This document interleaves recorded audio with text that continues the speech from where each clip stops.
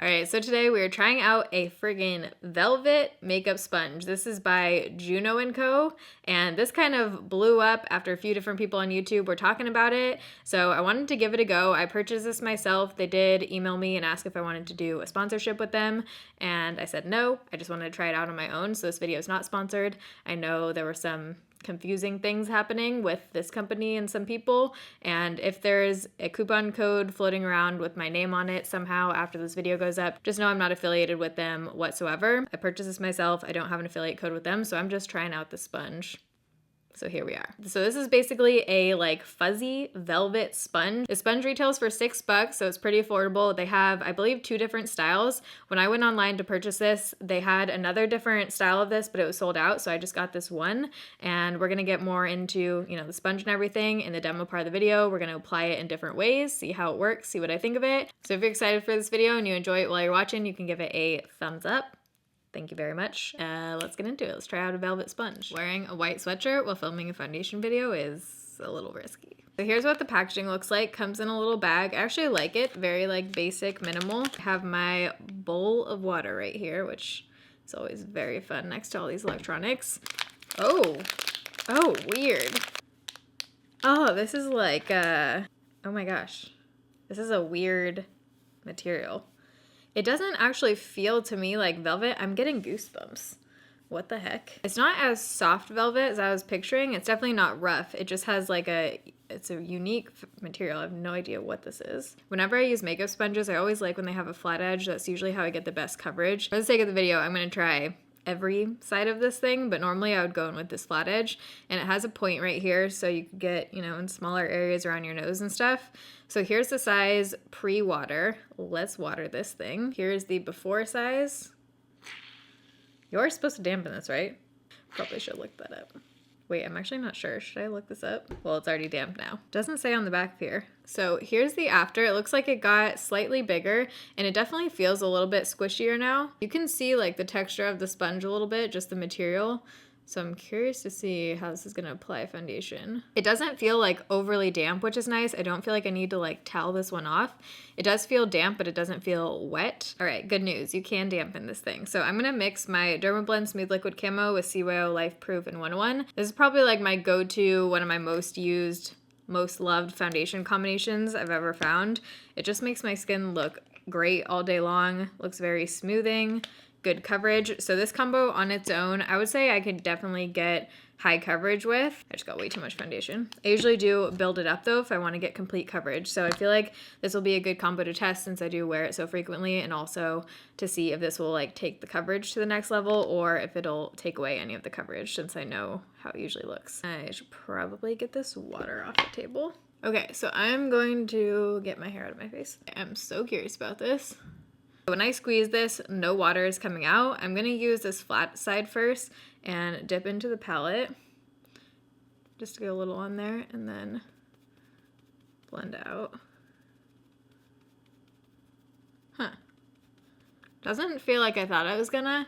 It feels pretty stiff to me. Feels pretty hard, honestly. It doesn't feel like my Real Technique sponge. My kind of go-to foundation sponge is my pink LA Girl sponge. That one's awesome. See how the finish looks. It looks very smooth, like you can't see any streaks or anything. I'm gonna try this flat bottom side right here. This one is totally flat, and then I'm also gonna try, actually let's first try this side. I wish it felt a little bit more squishy. Like I don't love the way this feels going on my face. Texture of this just feels like a little bit cringy to me. Something about this, I feel like I'm putting like a stuffed animal to apply my foundation. That side I definitely got less coverage. I don't know if you guys can totally see, but there's definitely redness still coming through on this side. This side got a lot better coverage, so I'm gonna go back in. Actually, let's try the bottom for my forehead. Actually, I'm gonna go in with the bottom on this side just to see if I can cover that up a little bit more. Right now, I feel like I'm using more product than a brush. I don't know if I'm using more than I typically would with a sponge. Brushes just give me the best coverage overall. Okay, there we go. That's definitely building. I definitely prefer this flat side. I'm using pretty much all this foundation up, so I do think that the sponge is soaking up some, because typically I just got a lot of foundation out on my palette and usually I would use like half of that. I was thinking about doing half face with my usual sponge and then half face with this, but I feel like that wouldn't give me enough like space to test out, you know, this sponge. Okay, let's check it out. It looks pretty everywhere. Like there's no texture marks or anything. And on my forehead, it looks really nice up here. Does it look any better than my usual sponge? Probably not. And I feel like it's soaked up a little bit more than my LA Girl sponge does. I don't feel like it's giving me any better coverage than a usual sponge. 2 layers on both sides of my face, and I am at full coverage now, but that's, you know, what I usually get. I'm not that impressed. It just seems like a kind of firm, interesting fabric sponge to me. Let's try it with concealer, because why not? We have it here. So I'm gonna go in with my usual concealers, Flower Beauty Light Illusion. I put this on first, and then I just put on a little bit of the KKW right here to brighten it up and add a little bit of coverage and set everything. I'm gonna go in with the pointed side again and try and blend this out. I actually feel like this will be a good test, because usually concealers underneath my eyes with sponges don't work at all. I just said that in a weird way. Usually sponges don't blend out my under eye concealer at all. I just find that they take away a lot of the coverage. Hold up.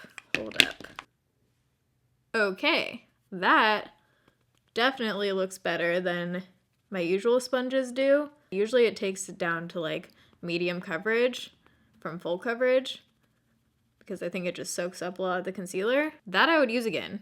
That looks pretty damn good. I mean, it still looks full coverage.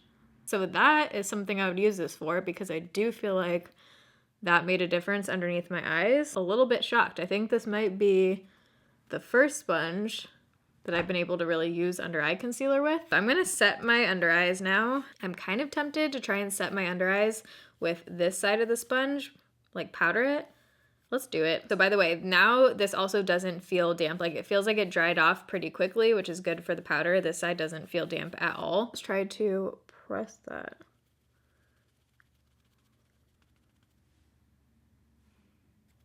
Whoa. Not bad for my under eyes. I have weird under eyes, like very finicky. Whoa. Okay, you know what? I might try and use this to powder my cheek area too, because that looks pretty damn good. Concealer and powder. So to set my face, I'm going to use my NYX Hydro Touch powder in porcelain. So let's just use, I'm going to use that same side again. Just press that in. And I'm just going to press this powder on my cheek area. The finish that this gives with powder is like so smooth. Doesn't look powdery. Why is this looking darker than usual? I feel like my face is looking much darker than my under eyes, so I'm gonna bring this like underneath here just to blend. That's looking bomb with this powder. Like very smooth, does not look cakey, does not look powdery. With powder, I'm impressed. I don't know why this powder is oxidizing so much right now. Normally this shade is fine, but I feel like I'm like turning orange in certain parts right now. I'm gonna set my temples up here. I never set the center of my forehead because with dry skin, it looks way better if I don't. Yeah, dude, that looks good. Okay, so I finished up the rest of my makeup, and I really like looking at natural lighting and under these lights. The powder looks beautiful with the sponge. It does not look super powdery. I did end up spraying my whole face with my Catrice Dewy Glow over top just to help out even more with like the powder texture. I use this every day. So final thoughts on this Velvet Juno sponge here. For me, I wasn't super blown away by the way that this applied foundation. I didn't find it to look any different really than any other sponge, and I didn't like how kind of stiff it felt applying. I usually like my sponges to have a little bit more bounce to them, and I felt like this, I actually had to work a little bit more than usual with some of my other sponges. So for foundation, this thing is a pass for me, not blown away by it, but for concealer and for powder, this worked amazing. I am actually really excited to put on makeup tomorrow so that I can try blending out my concealer with this again, because this is, I'm pretty sure, one of the first sponges, if not the first sponge, where it hasn't taken away the coverage of my concealer, and I can actually use it to blend out my liquid concealer. And also just my powder looks like so smooth underneath my eyes and on my face. Didn't look heavy or cakey, and obviously I think I attribute that a lot to the actual powder. I like the NYX Hydro Touch powder, but also it did look pretty damn good with this sponge. Like, I would say slightly better than how it usually looks with a brush. For those two things, this was a win for me. For foundation, don't love it. If you just wanted one sponge to apply everything, I definitely think, you know, it's fine with foundation. I just am not like totally blown out of the water. Is that a saying? Blown out of the water? I feel like I'm messing that one up. So I hope you guys enjoyed this video. If you did, you can give it a thumbs up. I'm gonna have the makeup I'm wearing on my face linked down below, but I just did basic makeup. I love you guys. Thanks for watching. See you in my next video. Bye.